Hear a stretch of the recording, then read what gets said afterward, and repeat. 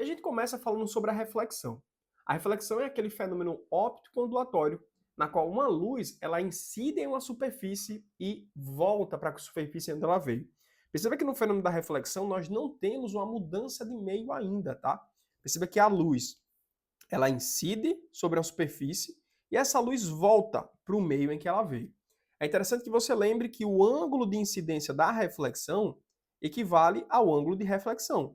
Perceba que o ângulo 1 é igual ao ângulo 2. A gente tem aqui como a bissetriz desse ângulo uma reta perpendicular à superfície chamada de reta normal, beleza? Então a reflexão, em resumo, é isso. É uma luz ou um som, uma onda de maneira geral, que incide sobre a superfície e volta, beleza? Ela não muda de meio. É muito comum a gente encontrar questões matemáticas que envolvam a reflexão, como a questão número 1 dessa lista que a gente fez lá no começo dessa revisão. A gente tinha uma onda sonora que incidia sobre o meio, batia na superfície e voltava. Para a gente encontrar a velocidade desse som, é da mesma forma. A velocidade equivale à distância percorrida pelo tempo, mas tem que tomar cuidado. É a distância percorrida pela onda, a distância de ir e voltar. Então, se você está calculando a distância de ir e a distância de voltar após a reflexão, você tem que utilizar o tempo total dessa propagação. E a aplicação que já apareceu pelo menos 2 vezes na prova de física do Enem foi a aplicação da reflexão da ionosfera. Imagina que eu tenho aqui uma torre que eu vou enviar uma onda eletromagnética para todas as direções. A gente tem que lembrar que uma onda, antes de tudo, ela é tridimensional. Ela se propaga para todos os lados ao mesmo tempo.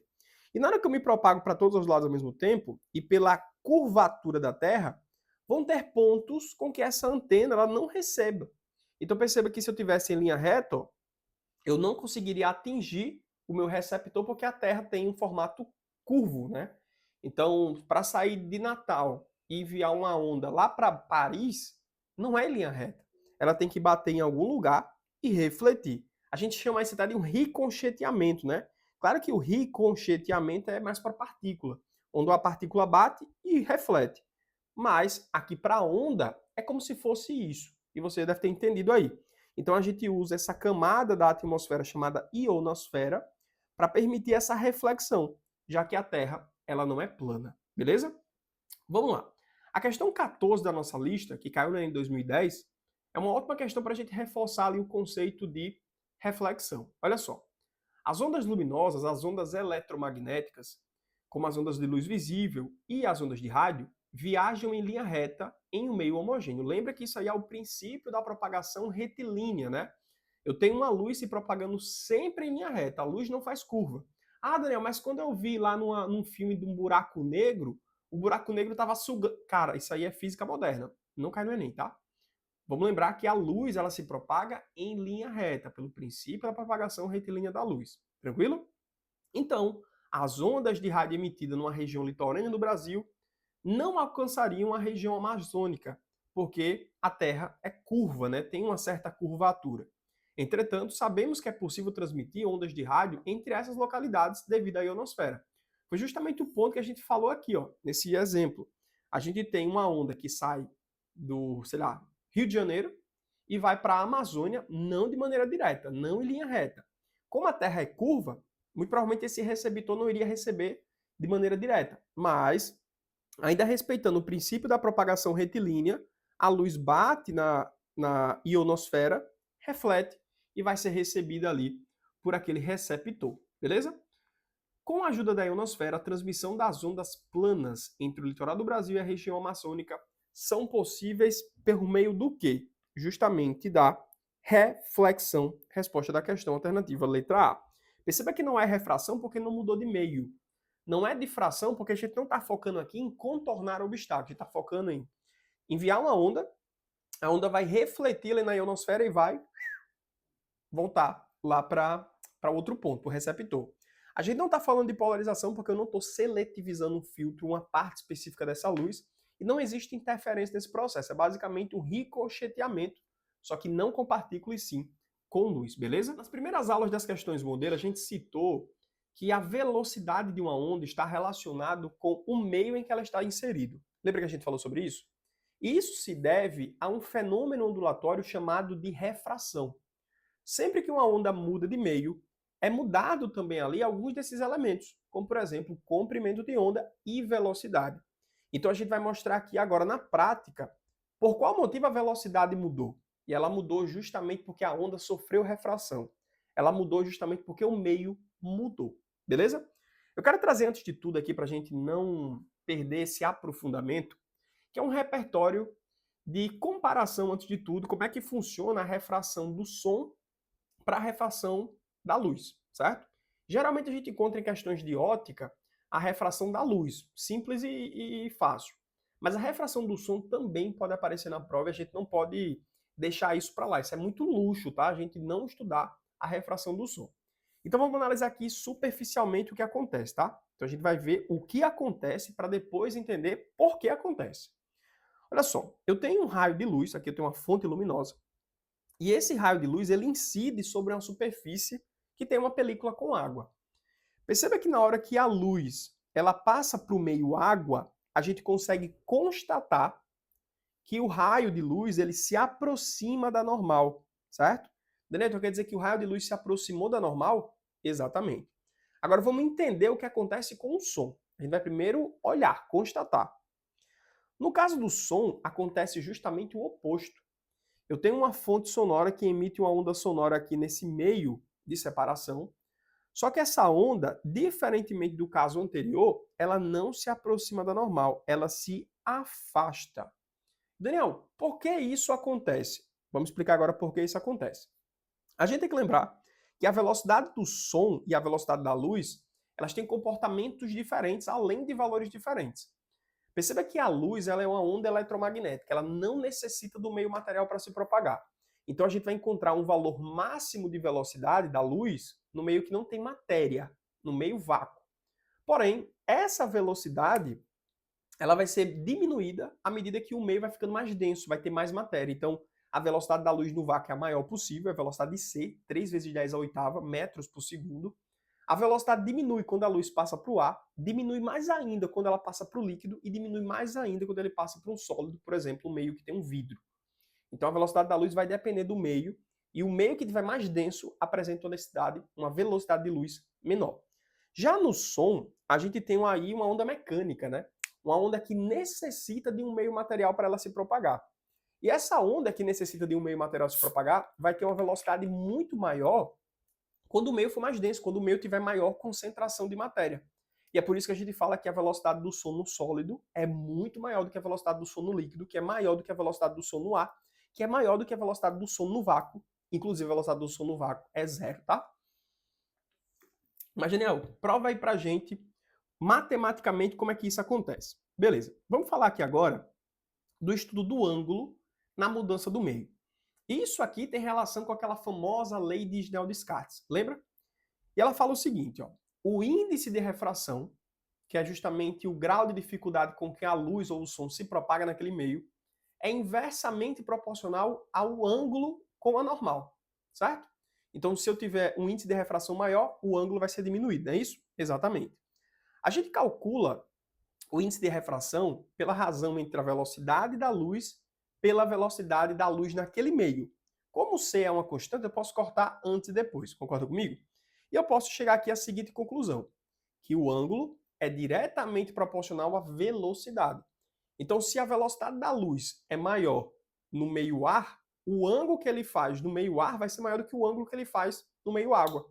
Então, por esse motivo, a gente precisa lembrar que quando eu tenho a luz, né, passando para o meio líquido, para o meio água, ela vai se aproximar. Já o som aumenta, né? Então perceba, se eu tenho uma velocidade daquela onda aumentando nesse meio, o ângulo aumenta. Se eu tenho a velocidade dessa onda diminuindo nesse meio, perceba que ela diminui, certo? E a gente não vai parar por aí. Vamos dar uma olhada também nos comprimentos de onda, tá? Que eu inclusive ilustrei aqui como sendo esses tracinhos, ó. Como é que vai ser o comprimento de onda? Vai aumentar ou vai diminuir quando a gente tiver a refração do som e da luz? Vamos ver aqui. A gente sabe que a frequência vai ser constante, né? A frequência antes e depois é a mesma. A frequência só depende da fonte.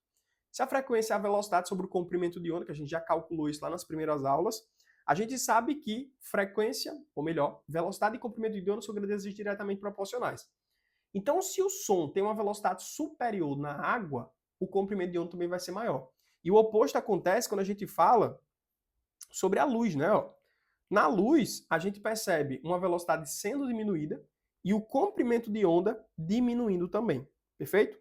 Então, esse aprofundamento aqui é extremamente importante que a gente lembre, que é como a onda luminosa ou sonora vai se comportar ao sofrer uma refração, beleza? Então, a gente meio que reconectou um tópico que a gente viu lá no começo da aula de hoje, beleza? Agora, Daniel, vamos focar aqui na questão número 15, entendendo com base no que você falou, como pode aparecer uma questão de refração na prova do Enem. Beleza. No hemisfério sul, o solstício de verão, o momento em que os raios solares incidem quase verticalmente sobre quem se encontra no tópico quem se encontra sobre o trópico de Capricórnio, ocorre no dia 21 ou 23 de dezembro. Beleza. Desnecessário essa informação a princípio, foi só contexto. Nessa data, o dia tem maior período da presença de luz solar. A figura mostra as trajetórias. A questão poderia começar aí, né? A figura mostra a trajetória da luz solar nas proximidades do planeta Terra quando ocorre o fenômeno do solstício de verão, o que possibilita que o Sol seja visto por mais tempo pelo observador. Eu quero que você note que nessa imagem você tem um observador olhando para o Sol. Mas, Daniel, para o Sol objeto ou para o Sol imagem? Para o Sol imagem, tá? Lembra que a nossa cabeça ela não vai interpretar a luz fazendo a curva, certo? A luz desviar. Ela vai interpretar justamente a luz ali em linha reta. Então, o que você enxerga do Sol nesse momento do ano é a imagem, certo? E olha só, qual é o fenômeno óptico mostrado na figura? A pergunta poderia ser, por qual motivo ou qual fenômeno permite você conseguir enxergar ainda a imagem do Sol sem que você enxergue ele de maneira direta? A questão, na minha opinião, ela foi um pouquinho mal feita, porque a gente teria que dizer em algum lugar que a atmosfera ela tem camadas com densidades diferentes, tá? Para mim essa questão é uma questão meia boca do Enem, apesar do repertório ser muito bom. E quando a luz vai atravessando meios que possuem densidades diferentes, eu tenho refrações acontecendo de maneira sucessiva, certo? Então, devido ao fenômeno da refração da luz ao atravessar camadas do ar com densidades diferentes, eu tenho ali a refração acontecendo. Vamos ler aqui a pergunta da questão. Qual o fenômeno óptico mostrado na figura? Refração. Letra A. A refração da luz solar ao atravessar camadas de ar com densidades diferentes. Perdão, INEP. Perdão. Eu falei que deveria ter na questão, né? Mas de fato tem na questão, só que na resposta. Perdão, resposta da questão alternativa letra E. Então a questão passa de um nível médio para um nível bom, certo? Letra B fala de outro fenômeno, polarização, C, reflexão, D, difração e E, espalhamento. A única que fala sobre o fenômeno da refração é justamente a letra A. E uma ótima questão, boa questão aí pra gente sobre o nosso terceiro modelo de questão trata de um fenômeno que sempre aparece associado com outro fenômeno. A gente está falando do fenômeno da absorção, certo? E geralmente quando ele aparece em uma questão, ele vem relacionado com reflexão, ele vem relacionado com refração. E a melhor forma de você guardar a absorção na tua cabeça é associando com o princípio da conservação da energia.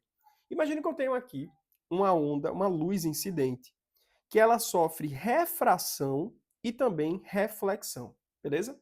Daniel, parte da energia da onda incidente foi convertida numa energia para reflexão e numa energia para refração. Mas vamos lá, pelo princípio da conservação da energia, esses 100% iniciais têm que ser convertidos em 100% no fim também. Só que na reflexão eu tenho 40% e 50% eu tenho na refração. Cadê os outros 10%? Aí a gente pode classificar que seria uma absorção. O meio absorveu parte dessa energia. E na prática a gente visualiza essa absorção produzindo uma energia térmica, um calor. Então o meio vai esquentar justamente sendo fruto da absorção. Então, caso apareça na tua prova algo relacionado à absorção, eu estou tratando ali de uma condição real, onde parte da energia que não foi refletida nem refratada, ela acaba sendo absorvida pela superfície. E perceba que um outro modelo que pode aparecer dentro de absorção é levando em consideração aquilo que a gente viu lá no espectro eletromagnético, nas ondas de raio-x. A gente tem que lembrar que os átomos de cálcio aqui, ó, da parte do esqueleto, né, da estrutura óssea, eles têm uma capacidade de absorver com muito mais facilidade essa parte ali dessa radiação de raio-x. Então, a gente pode encontrar a absorção apresentando-se justamente nesse caráter, né? Então vamos lá. Vamos ler aqui essa questão de número 16 para entender como a absorção pode aparecer numa questão da prova. A gente encontrou uma questão até um pouco antiga de 2009, mas esse recorte pode reaparecer, como eu te falei. Considere um equipamento capaz de emitir radiação eletromagnética com comprimento de onda bem menor do que a radiação ultravioleta. Olha só, quando ele fala que o comprimento é menor do que a radiação ultravioleta, eu posso citar diversas faixas, né? Mas aquele que está do ladinho do ultravioleta é justamente o raio-x e tem um comprimento de onda menor, não é isso? Então, quando a gente pega uma frequência maior do que o ultravioleta, um comprimento menor do que o ultravioleta, eu tenho ali o raio-x. E o raio-x é justamente o x aqui dessa questão, tá? Olha só, suponha que a radiação emitida por esse equipamento foi apontada para um tipo específico de filme fotográfico e entre o equipamento e o filme foi posicionado o pescoço de um indivíduo. Quanto mais exposto à radiação, mais escuro torna-se o filme após a revelação. Após acionar um equipamento para revelar o filme, evidenciou a imagem mostrada a seguir, que é justamente essa aqui que a gente viu, né? Então a gente está tratando de um raio-x de fato. E a gente tem que lembrar que os átomos de cálcio que tem ali, ó, eles vão absorver a faixa de radiação que tem comprimento de onda maior do que o comprimento do ultravioleta. Tem frequência, ou melhor, tem comprimento de onda menor, né? Tem frequência mais acentuada. Dentre os fenômenos decorrentes da interação entre a radiação dos átomos do indivíduo que permite a obtenção dessa imagem está o quê? Justamente a absorção desses átomos de cálcio pela radiação de raio-x. Perceba que a gente falou que o raio-x, por sua vez, ele tem um poder de penetração bem acentuado. Porém, em estruturas que são densas, a gente não consegue atravessar. Ah, Daniel, isso não atravessa, acontece o quê? É absorvido. Então perceba que o chumbo, aquela parte ali da estrutura mais densa do tecido ósseo, que seria composto por cálcio, vai promover a absorção dessa radiação. Concorda comigo? A alternativa letra A, absorção da radiação eletromagnética e, consequentemente, ionização dos átomos de cálcio. Perceba que a gente não tem uma espécie de ionização, é basicamente uma absorção, tá? Como acontece na letra B, ó. Maior absorção da radiação eletromagnética pelos átomos de cálcio que pelos outros átomos que compõem ali dessa estrutura. Então, como a gente tem o cálcio sendo uma estrutura que mais tem concentração no esqueleto, e a gente percebe ali numa estrutura óssea, sólida, bem rígida, bem densa, a gente percebe que ali o raio-x não atravessa e vai ser justamente absorvido nessa região. Perceba que a letra C também fala sobre a absorção. Ó. Maior absorção da radiação eletromagnética pelos átomos de carbono que pelos átomos de cálcio. Lembra que a estrutura orgânica tem uma concentração maior de carbono. Mas a gente notou que o que vai gerar de fato essa imagem é a absorção da parte inorgânica, a parte óssea, beleza? Letra D, refração, a gente não fala disso, a gente está falando sobre absorção, e letra E fala sobre ionização. De fato, a alternativa da questão seria letra B. Um tópico bem importante aí, que caiu pouco, mas é importante que você associe sobre a absorção. Agora, no quarto modelo do capítulo 3, e consequentemente a gente vai revisar o quarto fenômeno ondulatório, que é o fenômeno da interferência. Lembra que esse fenômeno ele é muito queridinho na prova de física do Enem, tá? Já caiu dezenas de questões só sobre esse fenômeno ondulatório. Então a gente precisa antecipar, antes de tudo, que a interferência de uma onda é aquele fenômeno que ocorre quando duas ou mais ondas se encontram, elas se combinam e vai resultar numa nova onda. Mas para que essa onda interfira no campo da outra, é preciso que as frequências dessas ondas, os comprimentos de ondas delas, sejam muito próximos, muito parecidos. E a gente vai aprofundar aqui nessa simples ilustração que eu fiz aqui em, sei lá, 10 segundos. O que é que a gente consegue perceber a princípio no primeiro caso, no caso da interferência construtiva? Eu tenho duas ondas, uma onda azul e uma onda vermelha, e perceba que a frequência dessas ondas é muito próxima. Perceba que eu tenho aqui um fuso positivo tendo praticamente o mesmo comprimento do fuso positivo da segunda onda. Se a gente pegar a distância entre duas cristas consecutivas ou um fuso positivo e um fuso negativo, a gente nota o comprimento de onda dessas duas ondas como sendo muito próximos. Faz sentido? Ó? Então perceba que o comprimento de onda dessa onda aqui de baixo é muito parecido, quase próximo ao comprimento de onda da primeira onda. Então, tendo essa coincidência de frequência de comprimento de onda, elas podem de fato interferir no campo da outra e gerar uma onda terceira, né, que seria uma onda resultante de amplitude maior ou amplitude menor. Como eu tenho aqui no primeiro caso, no primeiro exemplo, uma interferência construtiva, que é quando o fuso positivo se coincide com o fuso positivo, quando a crista se coincide com a crista e fuso negativo se coincidindo com o fuso negativo. Vale se coincidindo com vale, nós temos aí a interferência do tipo construtiva. Perceba que a soma dessas duas ondas vai gerar uma onda resultante. E essa onda resultante tem uma amplitude que é equivalente à soma dessas duas amplitudes aqui. Beleza? Então isso é uma interferência construtiva, certo? Interferência construtiva, uma onda entrou no campo da outra, interferiram. Como a gente tinha frequências e comprimento de onda muito próximo, crista coincidiu com crista, vale coincidiu com vale, fuso positivo se coincidiu com fuso positivo, fuso negativo se coincidiu com fuso negativo, formou uma terceira onda resultante com maior amplitude, beleza? Não esquece disso. Agora, quando a gente fala sobre interferência destrutiva, eu posso citar contigo aqui uma interferência destrutiva que é total e uma interferência destrutiva que é parcial. Quando é que vai acontecer, antes de tudo, a interferência, Daniel? Quando os comprimentos de onda ou as frequências forem muito próximos. A gente percebeu que nesse segundo caso, ó, o comprimento de onda, a frequência é muito próximo. Nesse terceiro caso também, ó, comprimento de onda, frequência muito próxima. Então vai acontecer a interferência. Show de bola. No caso 2, observe que o fuso positivo se coincide com o fuso negativo da outra onda, certo?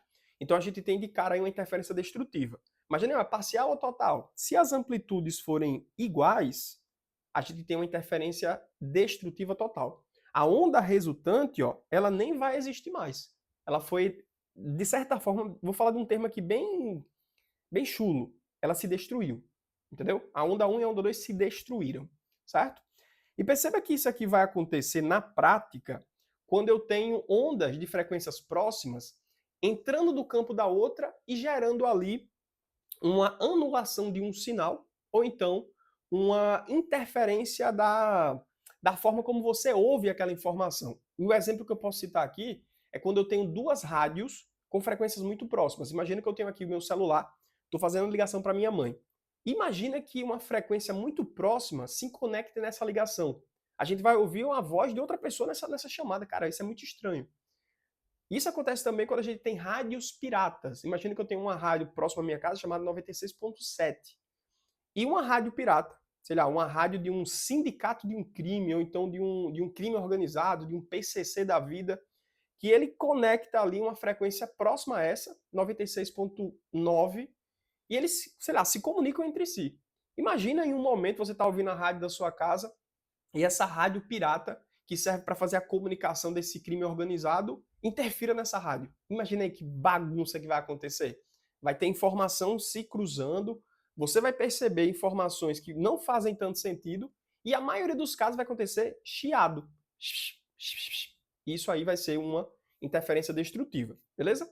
E acontece interferência destrutiva parcial justamente quando nós temos uma amplitude que não se coincide, certo? Então tem uma amplitude aqui maior, uma amplitudezinha aqui menor. Perceba que a resultante vai ser a diferença dessas amplitudes, né?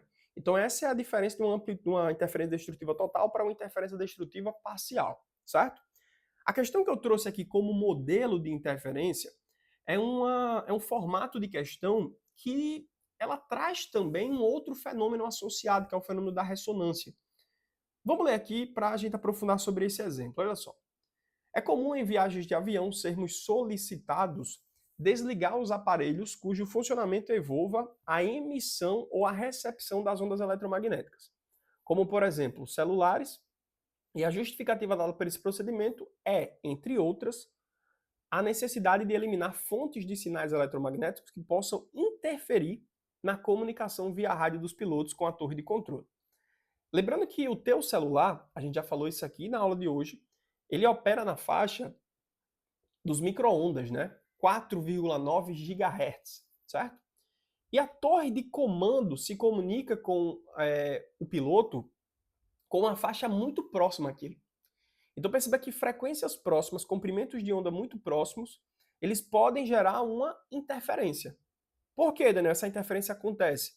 Porque imagina aí, eu estou ligando aqui para minha mãe e a frequência que eu falo com minha mãe é uma frequência muito próxima com que o piloto fala com a torre de comando.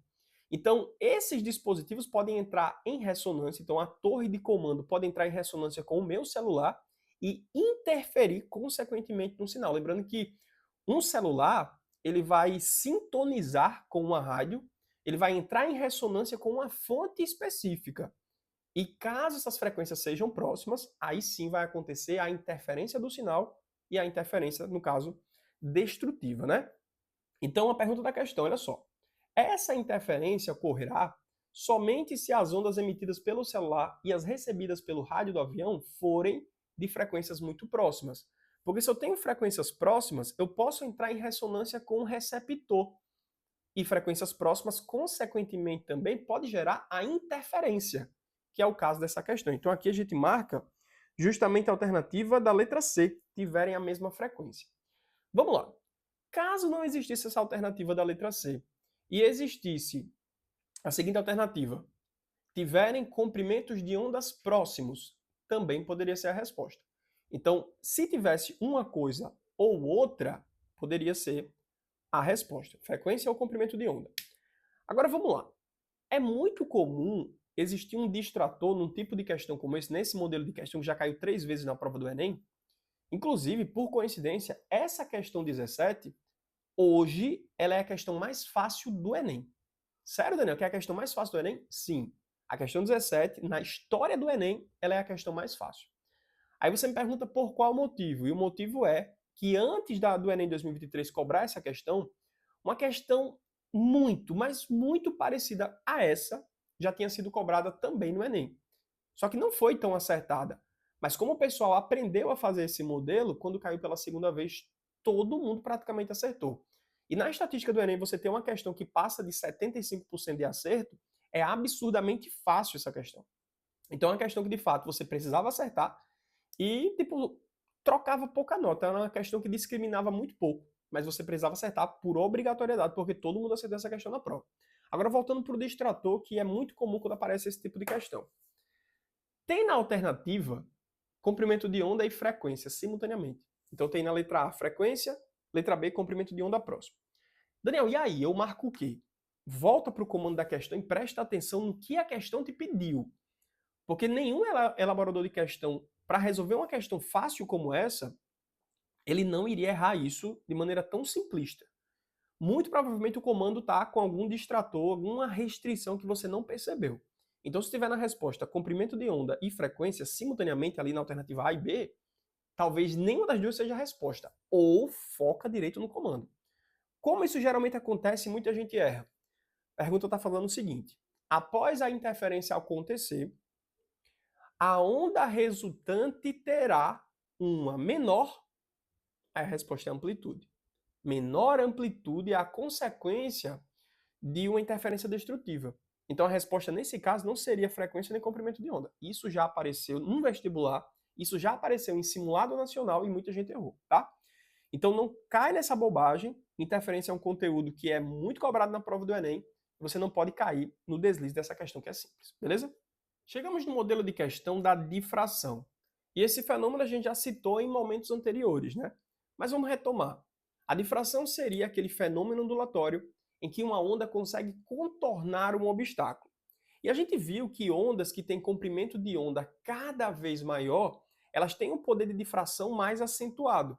Então a gente até comparou a torre de 5G, que é aquela torre que faz a redistribuição dos sinais de telefonia móvel, que utilizam ali na faixa do micro-ondas. E temos também as torres de rádio e TV, que são as ondas classificadas como ondas longas, né, que tem um comprimento de onda maior. E a gente não precisa de muitas torres de redistribuição para transmitir o som de FM, o som de AM. Então, as ondas de comprimento de onda maior, elas têm maior facilidade, maior capacidade de difração ali naquele espaço. Lembra disso? Só que vale a pena a gente fazer um aprofundamento aqui a respeito do comprimento da fenda, né? Do tamanho desse espaço. Perceba que quando eu tenho uma difração pouco acentuada, geralmente é porque o comprimento desse obstáculo ou dessa fenda, né, é muito maior do que o comprimento dessa onda. Porém, quando o comprimento dessa fenda ou desse obstáculo tem um tamanho muito próximo ao comprimento de onda, essa difração vai ser muito acentuada. E vamos aprofundar um pouco mais. Daniel, como assim uma difração mais acentuada ou uma difração menos acentuada? Pelo que eu entendi, difração é só aquela capacidade de contornar um obstáculo, não é? Sim, mas além disso, a gente tem que lembrar que quando uma difração acontece, a onda ela muda um pouquinho a sua geometria. Ela não deixa de ser tridimensional, tá? Mas ela muda um pouco o seu formato. Por exemplo, se eu tenho uma onda sonora tridimensional passando por um obstáculo, ela continua tridimensional, ela vai se propagar para todas as direções ao mesmo tempo. Mas perceba que aqui nesse caso, onde eu tenho um formato um pouco mais linear, ela começa a ganhar uma certa concavidade. Então foi uma difração um pouco acentuada. Olha quando a gente tem uma difração muito acentuada. A onda contornou o obstáculo, passou por esse orifício, passou por essa fenda, só que a difração foi tão persistente aqui, foi tão visível, que uma onda que estava em caráter linear, ela ficou muito curva, né? Então a difração nesse caso foi realmente muito acentuada. E a questão que eu trago aqui para a gente revisar esse modelo é basicamente a forma como cai na prova do Enem, uma questão bem mais direta, que você precisa interpretar naquele repertório qual fenômeno está acontecendo ali. Inclusive, esse modelo que eu trago aqui para você na tela é um modelo super batido, é um modelo super frequente da habilidade número 1, em que nas respostas você já tem o quê? Os nomes dos fenômenos. Então é uma questão de tudo de identificação, né? Vamos lá para a questão 18, olha só. Ao assistir uma apresentação musical, um músico que estava na plateia percebeu que ele conseguia ouvir quase perfeitamente o som da banda, perdendo um pouco de nitidez nas notas que eram mais agudas. Perceba que as notas que eram mais agudas são notas que têm um comprimento de onda menor. Então a gente já tem uma diferenciação no tamanho, no comprimento dessa onda com um obstáculo, o que muito provavelmente gerou ali uma difração menos acentuada. E ele verificou que havia muitas pessoas bem mais altas na sua frente, bloqueando a sua visão. Então, em momentos, ele não conseguia enxergar alguns dos instrumentos, mas ele ouvia esse instrumento. Então, o som conseguiu contornar um obstáculo. É o mesmo exemplo de você estar atrás de um muro e ouvir uma pessoa conversar. Ou então você está lá dentro de um desfiladeiro e ouvir uma pessoa passando por cima ali. Então, perceba que o som ele consegue contornar esse obstáculo, mesmo você não enxergando de onde vem a fonte sonora. Beleza? Aí ele fala o quê? Sabe-se que a velocidade do som é 340 metros por segundo e que a região das frequências das notas emitidas é de aproximadamente 20 a 4.000 Hz. Qual fenômeno ondulatório é o principal responsável pelo músico perceber essa diferenciação do som? Perceba que ele não precisava dar esses valores, né?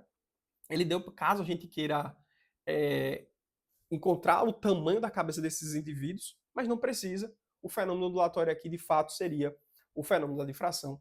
Alternativa da questão letra A. Questão modelo muito cobrada na prova do Enem nesses moldes, tá? Agora a gente vai para o antepenúltimo modelo de questão do capítulo 3. Vamos aprofundar aqui do que seria a ressonância. E vale a pena lembrar que a ressonância acontece quando dois corpos estão vibrando com a mesma frequência. E muita gente se confunde quando a gente fala nisso com interferência, tá? Lembra que a interferência é quando uma onda interfere no campo da outra e essas ondas precisam ter frequências muito próximas e vai resultar numa terceira onda, que teve ali, consequentemente, uma interferência construtiva ou destrutiva, certo? Quando eu falo de ressonância, eu estou falando que um corpo naturalmente vibra. E essa frequência natural de vibração pode ser sintonizada com outro corpo. Por exemplo, imagina que eu tenho aqui uma taça de cristal. E essa taça de cristal, ela vibra naturalmente com uma frequência muito específica. Vale lembrar que a frequência dessas moléculas, a frequência dessas partículas, está relacionada à sua temperatura, né? Lembra que todos os corpos acima do 0 Kelvin vão vibrar, e essa oscilação, essa frequência, eles vão coincidir com sei lá, um raio-x, uma impressão digital de cada equipamento, de cada corpo, de cada substância. Então, se eu tenho aqui uma taça de cristal e consigo identificar qual é a frequência natural da sua vibração, e caso eu faça uma nota musical em que eu atinja essa frequência, minha voz, essa nota que eu lancei, vai ter a mesma frequência da taça. E perceba que quando os dois corpos entram em ressonância, a amplitude do sistema, a energia do sistema, ela vai aumentar. No caso da taça de cristal, por ser um material frágil, né, que é o caso do vidro, ele vai vibrar tanto que vai romper, vai quebrar. E como o cristalzinho é bem fininho, se você dilata um pouquinho ele, ele pode romper. Então é o caso da ressonância diferente da difração, diferente da interferência. A gente não fala que o exemplo da taça de cristal foi uma interferência. Não. Eu consegui atingir a nota musical, a frequência específica daquele dispositivo, daquele corpo, daquela substância. E passei a vibrar junto com ela, a ponto de aumentar a amplitude do sistema, e a consequência pode ser várias, né? Quebrar a taça, ou lançar uma mesma nota, aumentar a amplitude, a energia, e aí vai, certo? Então tenta diferenciar esses dois casos, o caso da interferência e o caso da ressonância, beleza? A gente pode notar um exemplo, um experimento que eu não me recordo se isso já caiu na prova do Enem, eu acho que não. Eu acho que caiu em vários vestibulares e também em simulados nacionais. A gente fez um estudo de todas as questões de ondulatória, mas mesmo assim, a gente também faz muita questão autoral, faz muita questão de simulado, muita questão de prova, e eu não me recordo desse exemplo aparecer na prova, tá? Inclusive, me corrijam aqui caso já tenha aparecido questões de diapasão na prova do Enem. Mas o que é que seria um diapasão, Daniel? Um instrumento que consegue afinar um dispositivo de corda. Imagina que eu pego aqui o meu violão e vou dedilhar aqui na minha corda. Pem, pem, pem. Toquei a nota Dó, certo? Perceba que esse diapasão, ele vai entrar em ressonância com essa nota Dó. Pem, pem, pem. E ele vai vibrar, aumentando a amplitude de vibração, certo? Então a gente vai conseguir ouvir com maior intensidade a nota Dó.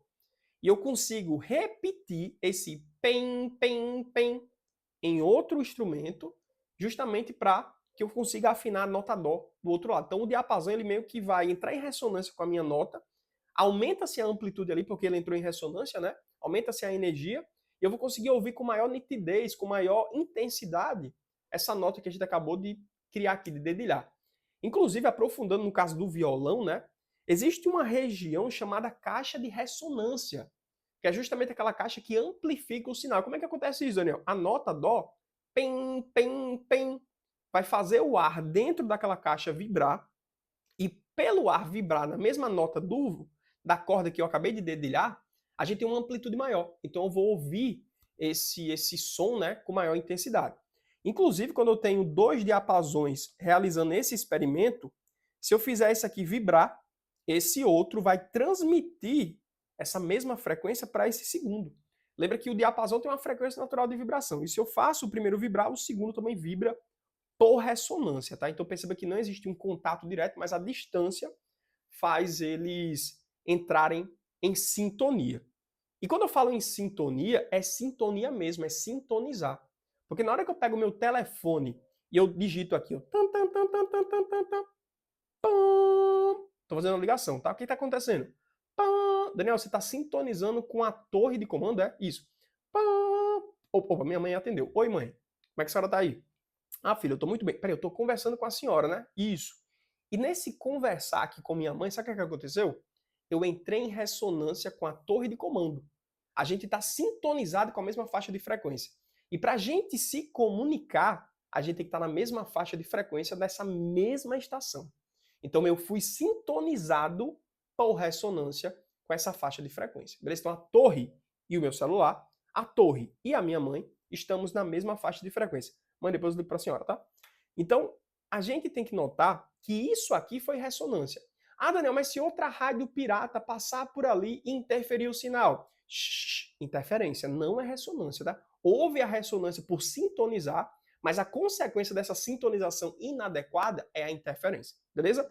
Aprofundamentos feitos. Espero que não tenha ficado nenhuma dúvida, mas se ficar, deixa aqui nos comentários ou vem falar com o professor aqui, beleza? Olha a questão 19, cara, do Enem 2014. Ao sintonizarmos uma estação de rádio e um canal de TV em um aparelho, estamos alterando algumas características elétricas do seu circuito receptor. Então, na hora que eu eu estou enviando uma faixa específica de frequência para sintonizar com a faixa de frequência lá da torre emissora. A gente entrou em ressonância, tá? Das inúmeras ondas eletromagnéticas que chegam simultaneamente ao receptor, são várias que chegam simultaneamente. Somente aquelas faixas que oscilam com determinada frequência resultarão na máxima absorção de energia. A gente está falando sobre sintonização, que é um sinônimo ali para ressonância. Resposta da questão alternativa letra E, beleza? Então esse é o modelo de questão de ressonância e, por favor, tá? Não marca bobeira na prova pensando que vai ser interferência da letra D. Ressonância é bem diferente de interferência.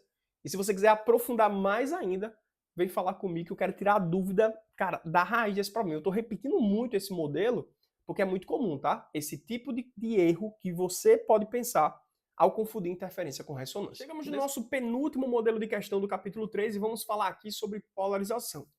E você precisa lembrar que a polarização é aquele fenômeno ondulatório em que uma parte da luz vai ser filtrada, vai ser polarizada, vai ser seletivizada. A outra direção de propagação dessa luz, ela vai ser bloqueada. Ela é absorvida justamente pelo filtro polarizador. Então, Daniel, se eu tenho apenas uma parte de uma direção dessa luz que foi absorvida e a outra direção, que geralmente é perpendicular, obrigatoriamente é perpendicular, vai passar pelo filtro polarizador, eu tive aí a polarização? Isso. E para que você tenha a polarização, para você filtrar apenas uma direção dessa onda, você precisa que essa onda seja transversal. A gente não consegue polarizar, a gente não consegue seletivizar, filtrar apenas uma direção de uma onda longitudinal, por exemplo. Mas filtrar, seletivizar e permitir a passagem de outra direção, a gente precisa ter uma onda transversal, beleza?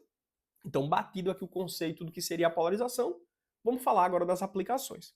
A aplicação mais comum que a gente encontra quando a gente fala de polarização é o repertório de questão do cinema 3D. E não sei se alguém já te contou como é que funcionam as etapas da produção de um filme que vai ser 3D. Primeiro, a gente tem que gravar esse filme com uma câmera muito específica, tá? Uma câmera aqui, ó, que tem duas lentes que vai permitir a filmagem do filme de maneira paralela. Então, dois filmes são gravados ali. Concorda comigo? Então, na lente 1, eu vou captar uma disposição aqui, uma inclinação, e da lente 2 eu vou filmar outra posiçãozinha aqui. Então, perceba que essas duas posições, né, elas estão filmando uma amplitude bem maior do que eu filmaria se eu tivesse apenas uma lente. Concorda comigo? O que é que acontece? Esses dois filmes que foram produzidos por essas duas lentes, eles serão reproduzidos de maneira individual. Então eu preciso aqui de um projetor para reproduzir o filme 1, que foi filmado pela lente 1, e um outro projetor que vai reproduzir o filme que foi gravado pela lente 2. Observe que a amplitude de visão fica um pouco maior, né? A gente inclusive percebe uma certa sobreposição quando a gente tira o óculos e olha assim para a tela, que fica meio que um embaçado, porque a gente tem duas lentes sobrepostas, ou melhor, duas imagens sobrepostas. É como se fossem duas películas, né? Que elas estão meio que sobrepostas ali. E observe, para que isso você tenha uma certa nitidez, você precisa ter um óculos adequado. Um óculos que vai receber, permitir a passagem de apenas o filme que foi gravado pela lente 2 e outra lente que vai permitir a passagem do filme que foi gravado pela lente 1. Então, se eu tenho aqui, olha só, uma simbologia por cores, um filme gravado azul e um filme gravado vermelho, a polarização vermelha aqui vai bloquear o vermelho e vai permitir apenas a passagem da outra direção, que seria do azul. Já a outra lente, ó, perceba que ela está absorvendo tudo que é azul e permitindo a transmissão de tudo que seria vermelho nesse caso. Então você recebe um filme num olho, um outro filme no outro olho. Lá no nosso sistema nervoso, esses dois filmes, essas duas imagens que são naturalmente planas, elas vão se sobrepor e a gente tem ali o fenômeno da tridimensionalidade sendo formado dentro da tua cabeça, beleza? Então, o óculos 3D, o cinema 3D funciona dessa maneira. E como, olha só, as luzes que chegam nos seus olhos, elas são transversais, né? Elas operam no eixo X, no eixo Y e se propagam pelo eixo Z. Perceba que essas lentes, elas precisam ter grades polarizadoras perpendiculares. Enquanto em uma das lentes eu permito a passagem toda na horizontal, a outra lente permite a passagem apenas na vertical. Então eu filtro parcialmente numa lente e eu vou filtrar a outra dimensão, a outra direção, melhor dizendo, na outra lente. Então a gente tem ali o óculos 3D funcionando corretamente. E olha só, esses dois modelos de óculos 3D são os que podem aparecer na tua prova. Perceba que o primeiro caso aqui é quando eu tenho o caso mais convencional. Eu tenho uma grade toda na vertical, permitindo apenas a passagem da luz na vertical, e eu tenho uma outra grade aqui, ó, que está toda na horizontal, permitindo a luz passar apenas na horizontal. Você já notou que essas duas grades estão perpendiculares entre si, né? Ah, Daniel, notei. Então, você já entendeu por qual motivo esse outro óculos aqui, ele também vai permitir visualizar um filme 3D. Porque ele também está perpendicular um em relação ao outro, certo? Então, tanto o caso de cima quanto o caso de baixo são óculos passíveis de serem utilizados dentro de uma filmagem de um cinema 3D, porque as lentes polarizadoras, as grades polarizadoras, os filtros polarizadores estão perpendiculares entre si, beleza? Agora, já apareceu também no Enem questões que abordam um caso específico. Por exemplo, eu estou dirigindo aqui o meu carro e estou numa estrada, e nessa estrada a gente percebe poças de água. Então, quando o raio de luz bate nessa poça de água, uma direção dessa luz vai chegar nos meus olhos, provocando ali um ofuscamento. Entendeu? Como é que eu faço ali uma seletivização dessa luz? Cara, é só colocar um filtro bloqueador na direção perpendicular que a luz está chegando nos seus olhos. Você para de ver lá automaticamente, porque o filtro ele vai absorver aquela energia. Então, o filtro polarizador vai permitir a passagem da luz nessa direção, e o filtro vertical, olha só, permite a passagem da luz na outra direção. Beleza? Vamos ler aqui a questão que caiu no Enem 2016, que foi uma questão modelo sobre esse tema. Olha só. Nas rodovias é comum motoristas terem a visão ofuscada ao receberem a luz refletida de uma água empoçada no asfalto. Comum, tá? Sabe-se que essa luz adquire uma polarização horizontal. Então, peraí, eu tenho uma polarização horizontal. A luz que chega nos meus olhos, ela tem um caráter ali horizontal. Se a luz que chega nos meus olhos é horizontal, eu tenho que fazer o quê? Criar um filtro que seja perpendicular a ele. E o filtro que acontece é justamente a alternativa letra A. Então, se a luz está chegando no meu olho na horizontal, eu coloco um bloqueador justamente na vertical. Eu não quero permitir a passagem da luz, porque se eu permitisse a passagem da luz, seria a alternativa letra D. Eu estou permitindo integralmente aí a luz na horizontal, mas eu quero impedir que essa luz na horizontal ela chegue nos meus olhos. Então, ó, puf, não bate. É como se fosse uma grade. Ele bate e não passa. Claro que, de fato, não é um sistema mecânico de grades, né? Seria um material que vai absorver esse campo específico nessa direção, beleza? Então tá aí o modelo de questão sobre polos. Chegamos no último modelo de questão do capítulo 3, e a gente vai falar agora sobre o fenômeno ondulatório chamado de efeito Doppler. Daniel, o que seria antes de tudo o efeito Doppler? Seria uma mudança aparente, uma percepção aparente, ou seja, não é real, é aparente, da frequência de uma fonte emissora. Então quer dizer que a fonte emissora de luz ou de som, ela emite ali uma onda em determinada frequência. E eu sei que essa fonte vai mandar sempre a mesma frequência, ela não muda a frequência. A frequência só depende da fonte.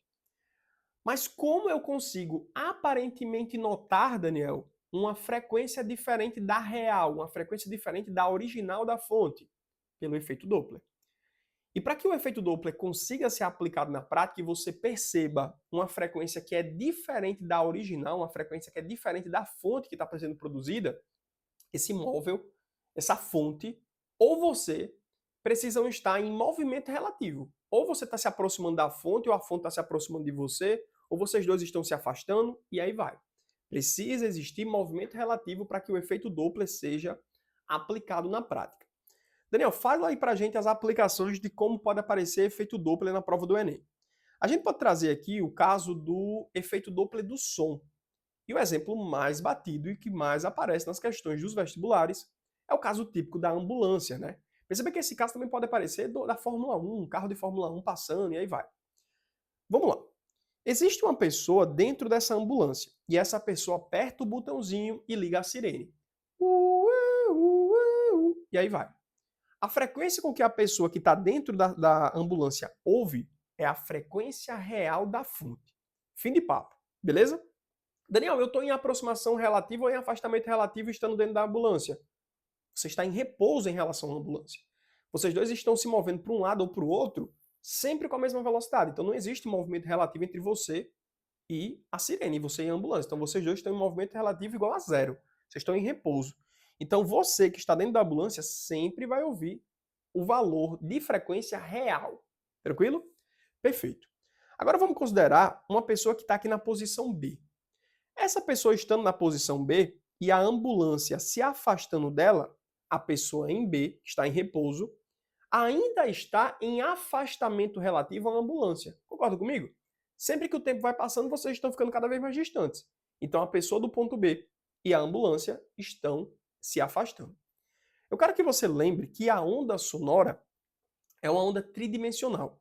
É como se fossem bolhas de som que estão saindo simultaneamente aqui dessa ambulância e estão se propagando para todas as direções ao mesmo tempo. Perfeito. Só que como o carro está se deslocando para a direita, é como se essas bolhas fossem meio que comprimidas aqui na frente do carro. E a parte de trás do carro tem distâncias cada vez maior dessas cristas, dessas cascas das bolhas. E lembra que uma distância entre uma crista consecutiva e outra é o comprimento de onda, né?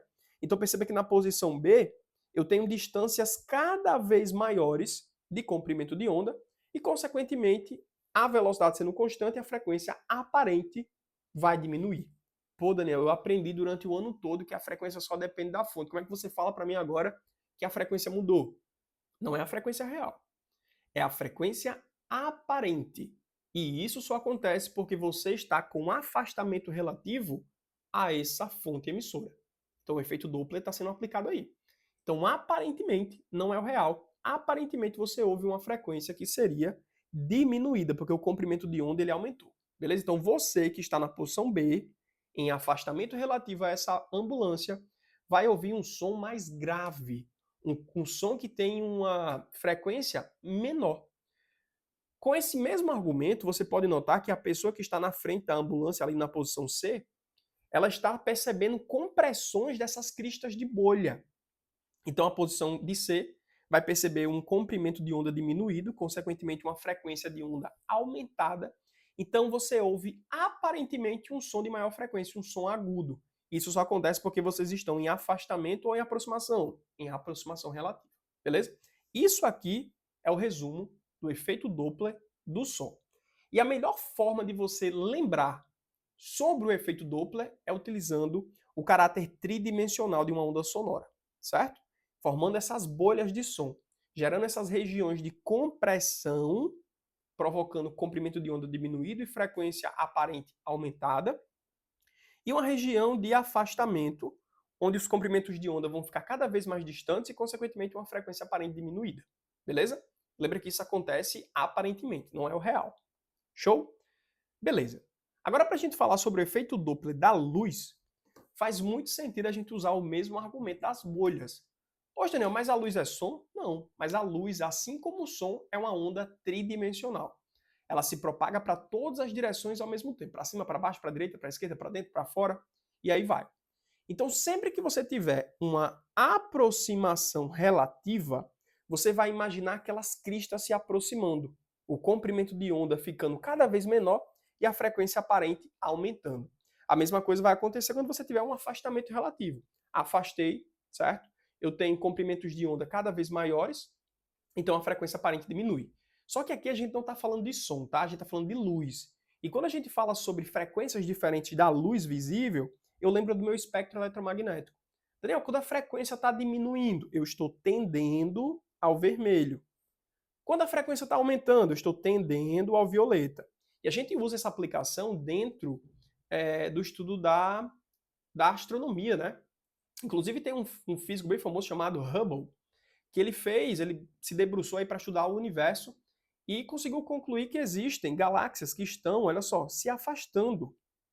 E ele conseguiu concluir que essas galáxias estão se afastando justamente porque eles têm colorações que tendem ao vermelho, o famoso efeito redshift, certo? Afastamento que lembra ali a coloração vermelha. Já as galáxias que estão se aproximando, a gente percebeu que a coloração dela tende ao violeta, uma frequência aparente um pouco mais elevada. Temos ali justamente a aproximação. Perfeito? Então assim, ó, você consegue revisar muito bem o que seria o efeito Doppler do som e o efeito Doppler da luz. Vamos aqui agora para a questão modelo, que foi uma questão que caiu no Enem 2016, que é uma excelente questão que revisa sobre o efeito Doppler. Olha só. Uma ambulância A em movimento retilíneo e uniforme se aproxima de um observador O em repouso. A sirene emite uma frequência constante equivalente a FA e o desenho ilustra as frentes de onda do som emitido pela ambulância. Aí quando eu olho para essa imagem, pô, não tenho nenhuma surpresa, eu vou lembrar das bolhas de som, certo? O observador possui um detector que consegue registrar no esboço de um gráfico a frequência da onda sonora detectada em função do tempo FO de t antes e depois da passagem da ambulância. O que é que eu preciso lembrar? Que nessa posição inicial aqui, em que você está percebendo a ambulância se aproximar de você, perceba que as cristas de onda, olha só, elas estão cada vez menores, né? Então a frequência aparente antes da onda da ambulância se aproximar de você é uma frequência elevada. Você está ouvindo o som mais agudo, tá? Então a gente vai marcar aqui no início aqui do trajeto, ó, a frequência é maior, beleza? Daniel, quando eu estiver simultaneamente ao ladinho dessa ambulância, aí você ouve a frequência real. Mas, Daniel, e quando a ambulância passar de mim, quando eu ficar aqui nessa posição aqui agora? Perceba que você vai estar exposto a um afastamento relativo e nesse afastamento relativo você tem uma frequência aparente diminuída. Então, com esses 3 pontos, eu consigo plotar meu gráfico, né? Ó, eu tenho uma frequência no primeiro momento que é maior do que a original. Quando eu estou do lado dessa fonte, eu tenho uma frequência igual à real, certo? E quando eu passo por ela, eu estou fazendo um afastamento relativo em função dela, eu tenho uma frequência menor do que o real. O som ficou agudo. Claro que nas alternativas você consegue concluir a resposta só por esses 3 pontos. Você não precisa, certo? Você não precisa saber como é que é o caminho do gráfico. Você não tem ferramenta o suficiente para conseguir concluir isso. Mas, sabendo que as etapas, ou melhor, que os pontos é frequência maior, frequência igual e frequência menor, você resolve a questão. Lembrando que isso daqui, ó, o percurso, você não precisa saber, beleza?